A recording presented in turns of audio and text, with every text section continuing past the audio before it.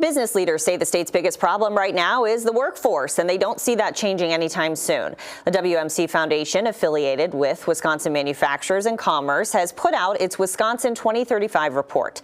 WMC says it's a blueprint for how Wisconsin can be successful in the future. And we're talking more about this with WMC President Kurt Bauer. So, Kurt, thank you for being on the show today. And I was reading over your report, and it says hiring is the biggest issue to employers right now, with 86% of those you surveyed saying they're having trouble hiring people.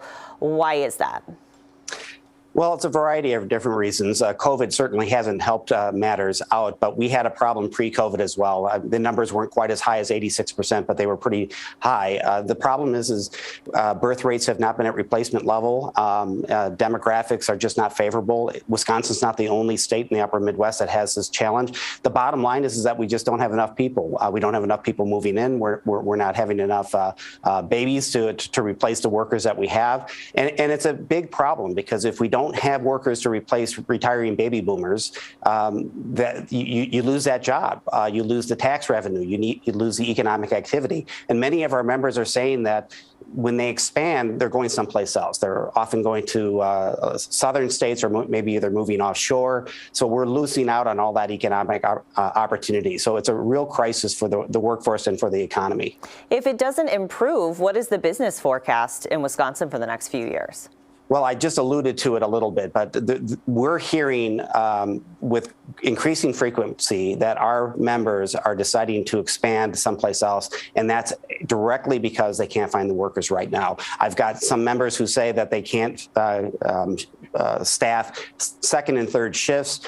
When they look to expand, they have to go where the workers are. So again, if we can't find replacement workers, I'm not talking about even new expansions or new businesses moving into the state. I'm just talking about the jobs that we have right now. If we can't find workers to replace retiring workers, we lose that economic activity, we lose that tax base, property taxes, sales tax, and of course, personal income.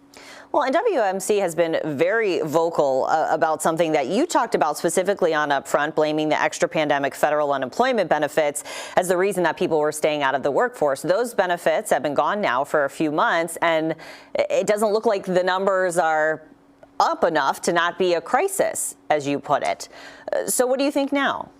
Well, clearly, the labor participation rate in Wisconsin is not bounced back to pre-COVID levels. So something's happening out there. We do think that the $300 per week supplemental from the federal government didn't help matters. And we have seen a slight rebound in September, October, a little less so in the November job numbers.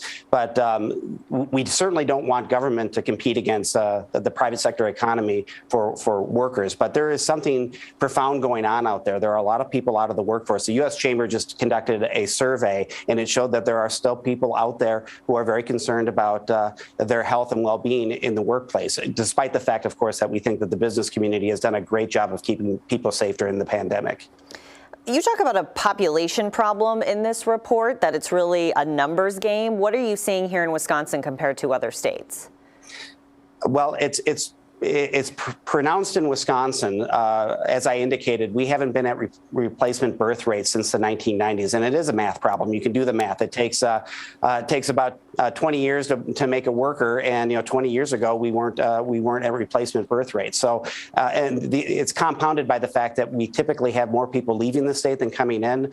But we've got a great state, and we've pushed the governor to continue the previous administration's talent attraction campaign, because we think we're the best kept secret in the Midwest. We've got a great quality of life. We've got good schools. We've got great communities. We've got the best small and medium-sized towns that nobody outside of Wisconsin has ever heard of. We've got a story to tell. And if we don't bring people into the state, our economy will suffer. And as I indicated, it'll hit our tax base.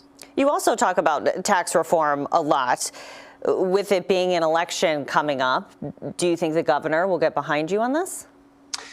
Well, we're throwing it out there. We haven't had, we just released a report on Thursday, so we haven't had a lot of time to talk to policymakers, but we do think that we need to do something bold. We need to differentiate ourselves. We're largely competing for talent in the upper Midwest. Minnesota, Iowa, Illinois, all of those states have their own demographic issues. Illinois, of course, has been hemorrhaging people. We've been getting some of those folks coming to Wisconsin. Frankly, we need more, and we need them statewide. We don't need them in just southeastern Wisconsin. We need them in the middle part of the state, the northern part of the state. We've got a population crisis that is frankly hitting every part of the state. And as I said, it'll hurt our economy if we don't work to solve it. Okay, Kurt Bauer with WMC. Thank you. Thank you. Coming up, the city of Madison takes a step forward in animal welfare.